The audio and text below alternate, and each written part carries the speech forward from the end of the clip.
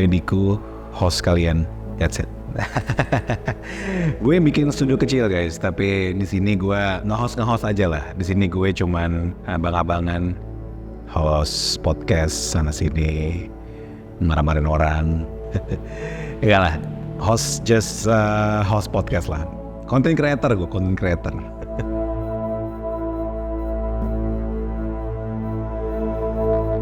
Belajar. Ramadan itu sebuah momen untuk lo merefleksikan diri.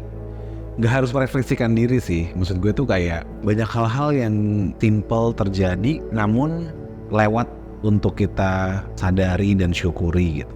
Dan Ramadan itu menjadi sebuah momen yang membuat gue pribadi itu merefleksikan diri secara lebih dalam gitu. Menurut gue sih. Makanya dengan merefleksikan diri itu bikin belajar gitu. Belajar bersyukur lagi, belajar agama lagi terutama ya, pasti belajar mencintai diri sendiri lagi kayak gitu.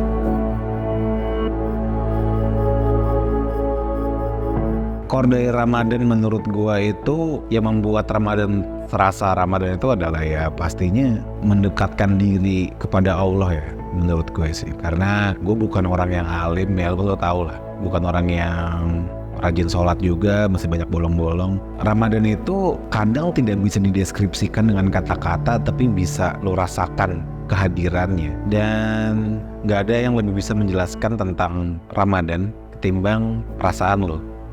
Karena gue bahkan bisa bilang sih, aduh bulan puasa lagi, harus puasa, aduh harus nahan lapar, aduh harus nahan minum gitu. Cuma ketika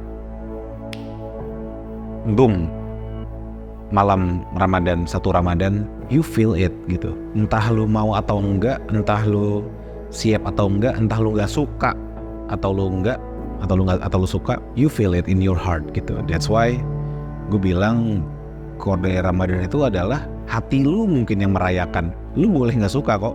Menurut gue itu hak lu sebagai manusia. Lu boleh gak suka, lu boleh bete, nahan lapar, lu boleh sebel harus nunggu maghrib atau segala macam. Tapi hati lu gak bisa dipungkiri merayakan bulan ini. So that's what I think.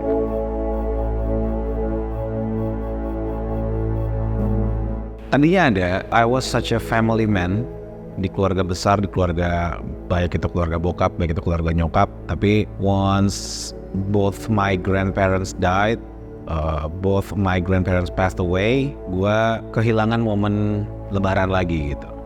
Kalau kita ngomongin ya lebaran, konteks lebaran, karena gue sejak kedua kakek nenek gue nggak ada, gue tidak merasakan hype atau sebuah perasaan senang untuk merayakan Hari Raya Idul Fitri gitu, kayak lebaran gitu.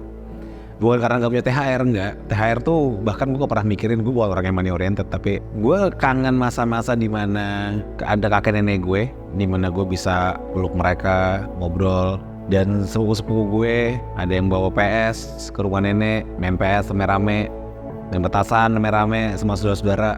Main kita takbiran, jalan-jalan, naik mobil keliling Jakarta, nginap bareng-bareng di rumah nenek. Itu momen-momen yang paling gue kangenin kali ya. Dan setelah kakaknya udah gak ada, keluarga besar sudah mulai bukan gue gak bilang pecah sih, maksudnya udah pada saling nikah. Jadi sepupu ke rumah mertuanya, sepupu ke rumah mertuanya, tante gue gak tahu di mana, gak tahu di mana. Jadi memiliki kebingungan akan perkumpulan itu udah jadi nggak seasik ketika gue muda gitu kali ya. Cuman ya itu tahap kehidupan dan itu harus dilalui sih. Mungkin sekarang emang tahapnya ponakan-ponakan gue yang happy gitu. Ponakan-ponakan gue yang senang nginap di rumah gue, ponakan-ponakan gue yang senang main petasan atau jalan-jalan segala macam. Mungkin gue ini yang emang udah tidak lagi ngerasain kayak gitu lagi gitu.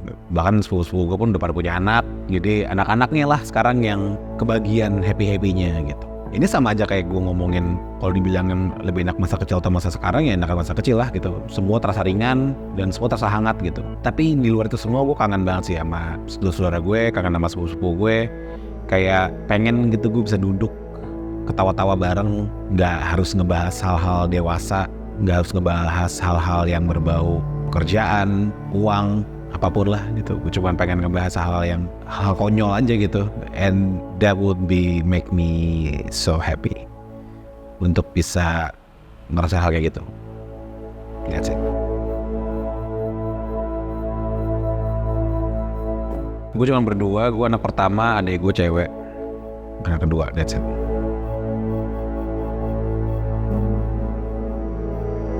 Dibilang paling berarti menyokap sih. Gue sama nyokap tuh mirip banget, orangnya bawel, suka bacot, suka ngobrol. Cuman di rumah gue nggak banyak ngobrol juga gitu sebenarnya.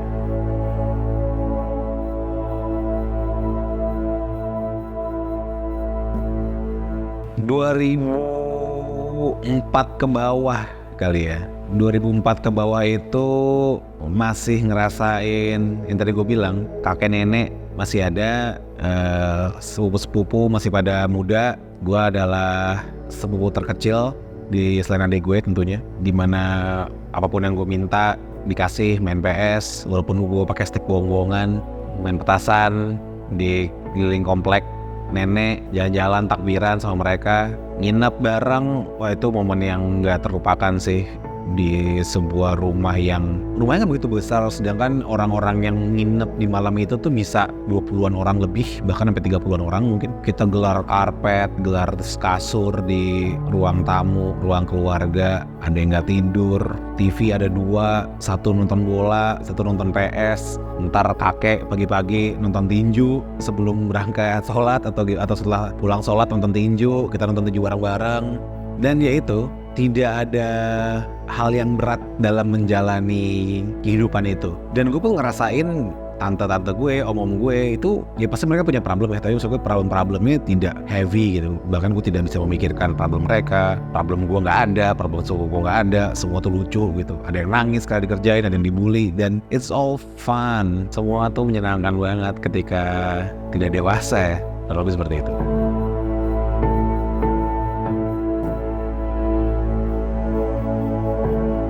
Karena gue masih kecil dan gue itu ya, tidak ada hal lain yang kita plan selain menikmati hidup. You don't think about anything, you don't plan about anything, you don't worry about anything, you just live. You just simply live at that moment, yang membuat gue berpikir apa yang harus dirubah. Gue aja bahkan gak mikir apapun di situ. Gak ada hal yang gue pikirin, gak ada hal yang gue sesali, worry apa segala macam. Ya just live, gak ada harus gue rubah.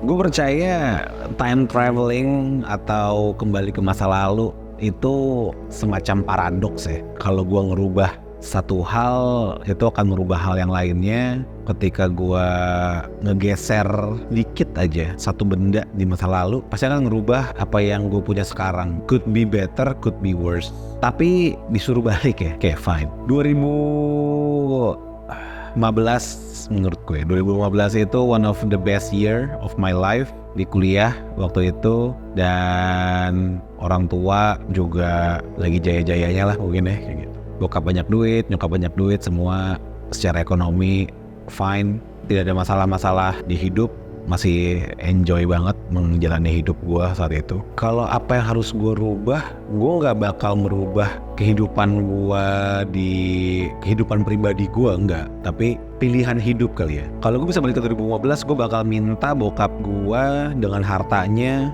untuk beli Bitcoin yang banyak, terus nanti gue minta tukerin di tahun 2024 gitu, atau 2018 waktu Bitcoin 150 juta gitu, ditukar dulu, sekarang udah 500 juta, bisa ditukar lagi gitu. Itu akan merubah nasib gua mungkin ya.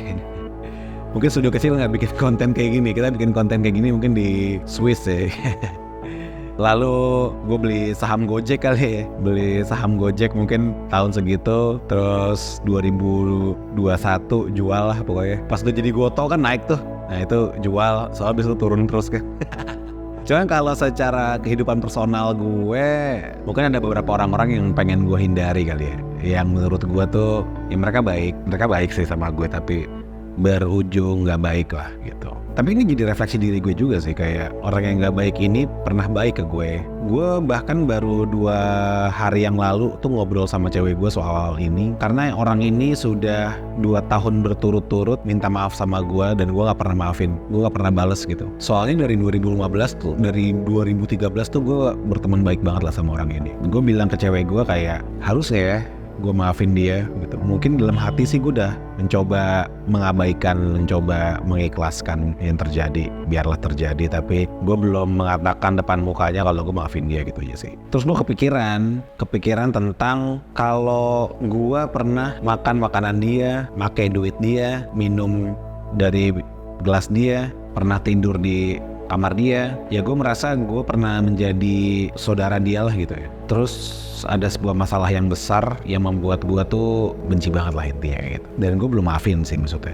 Terus gue baca, ya beneran nih pas Ramadan ini gue tuh belajar lagi. Ada yang bilang, kalau dosa lu tuh ke Allah, insya Allah Allah akan memaafkan gitu. Tapi apabila dosa lu sama orang lain, Allah itu nggak bisa memaafkan kalau orang itu belum memaafkan lo gitu. Di posisi ini kan gue sebagai korban ya, terus gue berpikir kayak gue nggak maafin dia, dan selama gue nggak maafin dia itu dosa dia gitu. Dan menurut gue kejam juga ya kalau gue tuh nggak maafin orang gitu. That's why balik ke pertanyaannya, kalau gue bisa balik ke masa lalu, apakah gue akan tetap berteman sama dia? Jawabannya mungkin lebih baik gue menghindari masalah itu aja sih.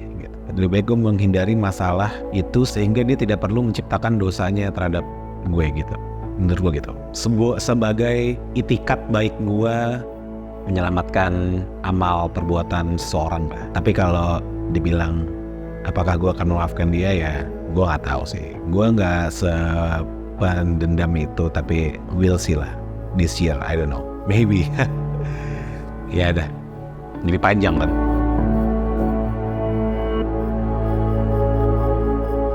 Satu hal yang paling gue sesali ya, gue tuh sebenarnya bukan orang yang suka dengan kata menyesal ya. Gue orangnya menjalani hidup dengan ugal-ugalan sehingga tidak banyak menyesal.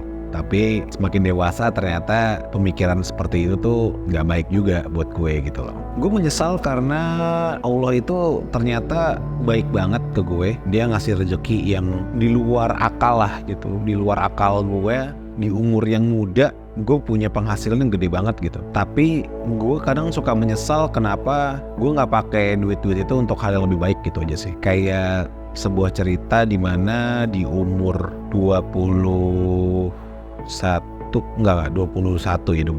itu gue menjalankan sebuah project, duitnya gede banget saat itu, yang dimana mungkin duitnya bisa gue pakai hal yang lebih positif, seperti gue bisa beli motor gede gitu, gue bisa beli moge, atau gue bisa nyicil mobil gitu, atau gue bisa, itu bahkan dengan uang itu aja gue mungkin bisa berangkat orang tua gue umroh gitu misalnya. Tapi waktu itu gue malah party gitu, gue malah party, duitnya habis dalam waktu kurang dari sebulan lah duit. Tapi apakah gue nyesal menghabiskan uang itu? Enggak. Gue hanya menyesalnya adalah ketika gue yang sekarang ini memiliki banyak kesadaran, kenapa gue gak menggunakan uang itu untuk hal yang lebih baik aja, atau gue invest, atau gue bikin sesuatu yang kayak bikin warkop, atau gue bikin warteg, atau gue bikin apa yang bisa menyokong ekonomi gue sampai hari ini gitu. Banyak hal-hal seperti terjadi sih, cuman ya nggak regret di masa itu gitu loh.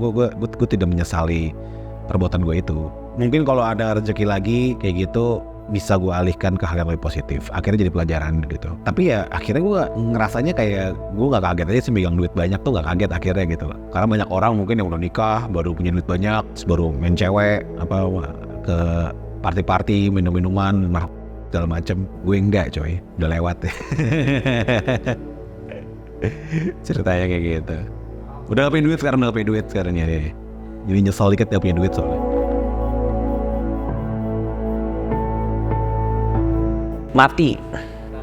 Hidup itu tujuannya cuma satu, mati, gak ada lagi. Gak ada hal yang pasti kan. Belum tentu lu kaya, belum tentu lu miskin, belum tentu lu punya pacar, belum tentu lu jomblo, belum tentu lu nikah, belum tentu lu enggak, belum tentu lu punya anak atau belum tentu enggak, belum tentu lu happy dan belum tentu lu gak happy juga. Semua itu benar-benar gak pasti, gak tentu. Dunia itu gak tentu, hidup itu gak tentu. Apakah video ini akan ditonton oleh orang-orang? Gak tentu juga. Atau video ini mungkin rame? Gak tentu juga. Yang sudah tentu tuh apa?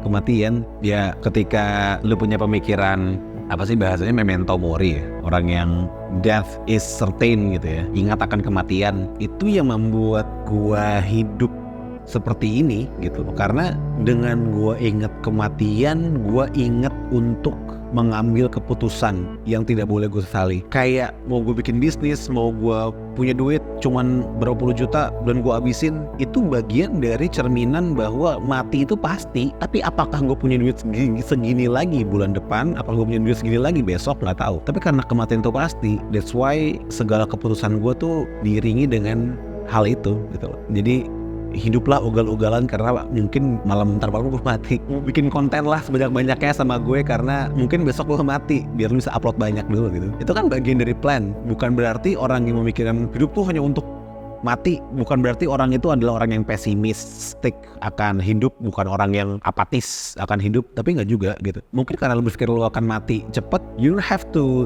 save your money, you just spend it, you just invest it, you just use it all you want, because nothing is certain except death. Deep kan?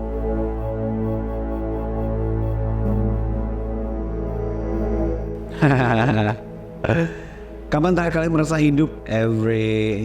Every fucking second menurut gue. Setiap detiknya gue merasakan gue hidup sih. Tapi what is life again? What is life to me? What is life to you? Pasti beda gitu. Gue emang terfokus dengan hidup tanpa penyesalan. Hidup tuh adalah selangkah lebih maju menuju kematian, karena itu adalah hal yang pasti. Jadi kapan gue terakhir merasa hidup? Ya sebenarnya everyday sih. Cuman okay. Gini, karena hidup itu menurut gue adalah menuju kematian. Kematian seperti apakah yang layak untuk lo dapatkan? Itu yang gue pikirkan. Gue bisa aja mati abis ini kelindes truk gitu, atau gue bisa aja tidur terus gue gak hidup lagi, atau mungkin kalau yang indah gitu mati pas lagi sholat gitu ya, itu indah banget ya. Atau misalnya gue mati pas lagi berbuat maksiat gitu. Who knows which type of death that I want. Dan itu menjadi pegangan gue mau hidup seperti apa gitu. Terakhir kali gue ngerasa hidup itu adalah ketika gue tidak punya beban ekonomi yang berlebihan kali ya. Sehingga pas gue mati ya gue adalah mati sebagai seorang sahabat dari ratusan orang gitu. Seorang ketua acara dramatis kan. Seorang yang dihormati oleh banyak orang misalnya. Atau seseorang dengan karya seni yang gila ya. Ketika gue mati di tahap hidup gue yang itu, it would be such a beautiful death, dimana gue memiliki legasi terhadap banyak orang, kenangan banyak orang. Jadi ya ketika gue ngerasa kematian di tahap itu adalah kematian yang layak, di saat itu gue merasa gue lagi hidup sehidup-hidupnya. Anjing, gila gak bahasa gue? Beda ketika di tahap hidup gue yang sekarang, I think I have that almost every second. Dan ketika gue mati sekarang, gue lagi jadi apa? Podcaster, business owner, karyawan, udah, that's it.